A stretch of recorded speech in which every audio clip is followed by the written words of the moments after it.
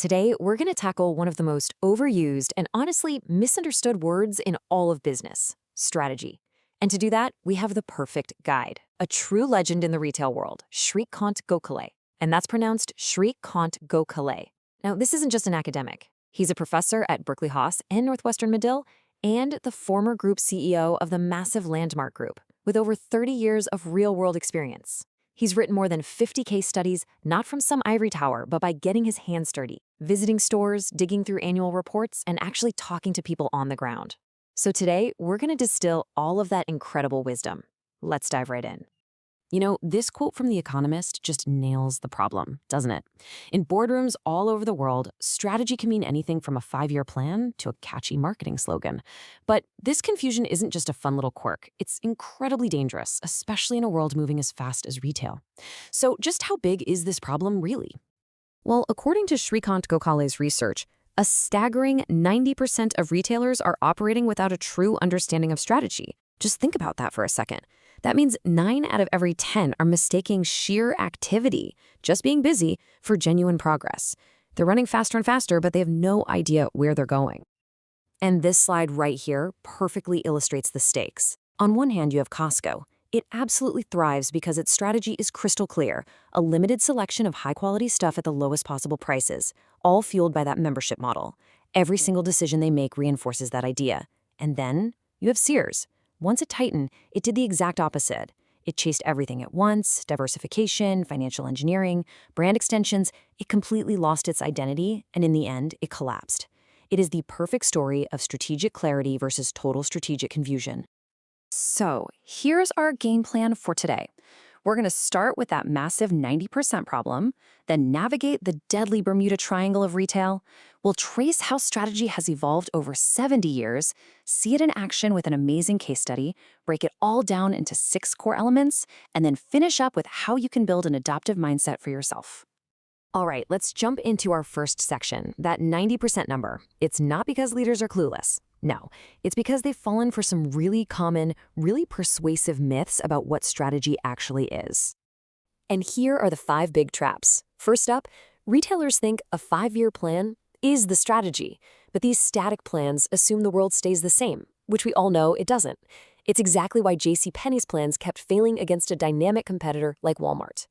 Next, they mistake operational effectiveness, just being a little faster or a little cheaper, for strategy. As Circuit City learned the hard way, being efficient doesn't give customers a unique reason to choose you. Then you've got the functional silos, where marketing has a strategy, finance has a strategy, HR has a strategy, but there's no single unifying logic holding it all together. They also write these inspiring vision statements that sound great but aren't tied to any hard choices. And finally, they treat strategy like a retreat they do once a year, while their agile competitors, like Amazon, treat it as a continuous living practice. Okay, so we've busted the myths, but what happens when you actually get it wrong? Gokhale uses this really powerful metaphor for the forces that can sink even the biggest retail ships. He calls it the Bermuda Triangle. It's the million-dollar question, isn't it? I mean, these companies were icons. They were household names. They didn't just fail. They completely vanished. And the answer lies in their inability to navigate 3 powerful converging forces. The first corner of the triangle, your customer. Their expectations are changing at warp speed. Malls used to be the center of the universe. Now it's all about instant delivery and personalized digital experiences. You see, Sears was built for a world that just didn't exist anymore, while Amazon was busy building the one that was coming next. The second corner, competition. And it's not just about your old rivals anymore. New players can literally emerge and rewrite the rules overnight. Just look at how Shein's ultra-fast fashion model completely blindsided giants like H&M, or how quick commerce apps like Zepto totally redefined grocery shopping in India. And that brings us to the third corner. And honestly, this is often the hardest one to navigate: the company itself. We're talking about your own internal culture, your outdated systems, your leadership's resistance to change. These are the internal forces that can act like an anchor, dragging you straight to the bottom. So many companies are simply not built to reinvent themselves. They're just stuck. So if that's the dangerous environment we're all operating in, how did our thinking about strategy even get here? To figure out the right solution for today, we've got to first understand how the problem itself has evolved. You know, strategic thinking wasn't born yesterday. Way back in the 50s through the 70s, it was all about planning. The world felt stable, so you could use tools like SWOT or the BCG matrix to build a solid blueprint for the future. But then, the game changed. In the 80s and 90s, thinkers like Michael Porter showed us it wasn't just about planning.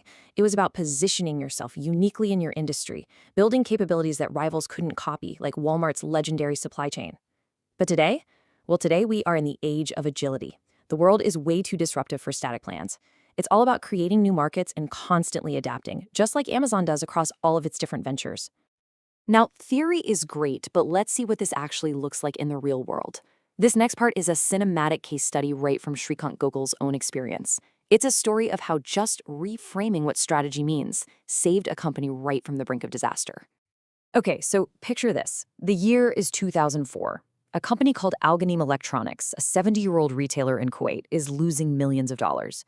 The chairman gives Gokhale an ultimatum. Either you turn this thing around or we are shutting it down. The company had plenty of plans, but no real direction.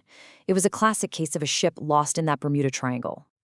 This quote from a Harvard professor who was mentoring the leadership team was the big turning point. This one simple idea changed absolutely everything. Suddenly, the goal wasn't just to fix the old business, it was to create a totally new one. Strategy wasn't an analytical exercise anymore, it was a creative one. So they put this idea into practice. The core insight? Young, tech-savvy customers didn't just want to buy gadgets, they wanted to experience the technology. From that insight came a brand new value proposition, a clear North Star. Excite is where technology meets excitement. And then they executed with incredible discipline, redesigning every single store to be interactive, staffing them with experts, and creating this vibrant, exciting atmosphere. And the results? I mean, they were absolutely stunning. The company, which they rebranded as Excite, didn't just survive. It became a regional powerhouse, doing over $1.5 billion in revenue with a totally dominant market share. It's just a perfect example of how a well-framed and well-executed strategy can lead to a spectacular turnaround. That Excite story is the perfect real-world example of modern strategy in action. So what can we pull from it, and from everything we know about the last 70 years of strategic thinking? Gokhale synthesizes it all down into 6 core elements. Okay, so this framework really connects everything we've talked about. Let's walk through it. First, you absolutely need a unique difference, something that creates value your rivals can't just copy, like Costco's entire membership model. Second, you need a clear purpose. This is your North Star. IKEA's mission for a better everyday life guides every single choice they make. Third, deep customer centricity. This means grounding every decision in real customer insight, just like Starbucks built an entire experience around being that third place between home and work. Fourth, you need inimitable capabilities, the systems and processes that rivals can't just replicate. Think of Walmart's legendary supply chain. Fifth, you need relentless adaptation. This is about being dynamic, like how Zara can react to fashion trends almost instantly. And finally, you need a culture of experimentation. This is the engine behind Amazon's biggest wins, from Prime to AWS. It's all about discovering new value through trial and error. And that really brings us to the final and maybe the most important shift in thinking. Strategy isn't some document you write once a year and stick in a drawer. It's a living, breathing mindset that has to be practiced every single day. Ultimately, it all comes down to this incredible idea, captured perfectly by Peter Drucker. An adaptive strategy isn't about guessing what's going to happen next.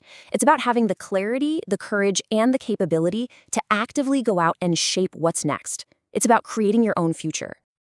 Look, the insights we've covered today are a part of Srikant Gokhale's lifelong mission to demystify business and spread knowledge far and wide. So, if you found this valuable, please help carry that mission forward. Share this explainer, give it a like, and comment with your own thoughts. Let's help these ideas reach as many people as we possibly can. Thanks for watching.